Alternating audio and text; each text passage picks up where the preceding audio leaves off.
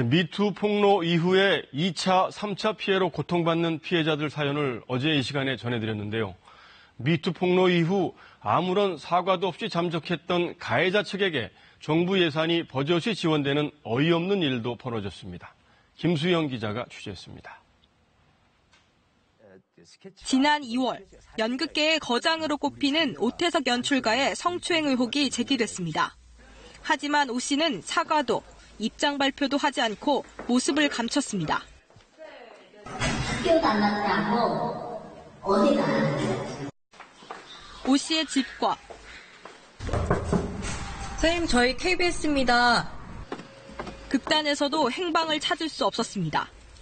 하지만 오 씨의 극단은 폭로가 나온 뒤에도 오 씨의 작품으로 해외 공연을 다녔습니다. 문화체육부 산하기관인 예술경영지원센터가 단원들의 항공료를 지원했습니다. 지원센터 측은 이미 결정된 사안이라 지원을 취소할 수 없었다면서도 정확한 지원 액수는 밝히지 않았습니다.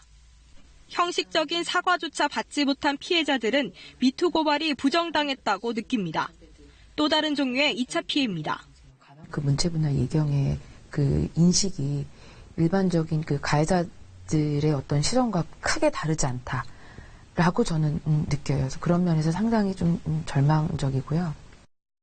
미투 폭로 이후 배우 조민기 씨가 스스로 목숨을 끊자 오히려 성폭력 피해자들에게 비난이 쏟아졌습니다. 미투가 사람을 죽였다.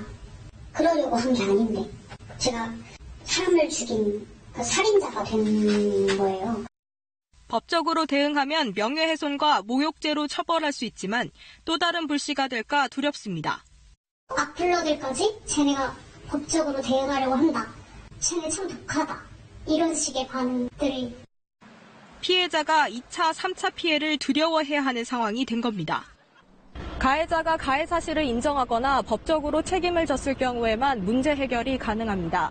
가해자가 책임을 회피했을 경우엔 방법이 없는 것이 현실입니다. 성폭력 사실이 명확히 드러나지 않는 한 지원에서 배제하기도 어렵습니다. 근데 정작 행정에서 이런 부분들을 제재를 가할 수 있는 부분들은 실질적으로 법적으로 처벌을 받거나 이렇게 명확하게 드러나야 되는 상황이거든요. 예술이라는 이름을 앞세워 수십 년 동안 계속되어 온 성폭력. 더 이상의 피해를 막기 위해서는 관계기관의 세심한 지원과 지속적인 연대가 필요합니다. KBS 뉴스 김수영입니다.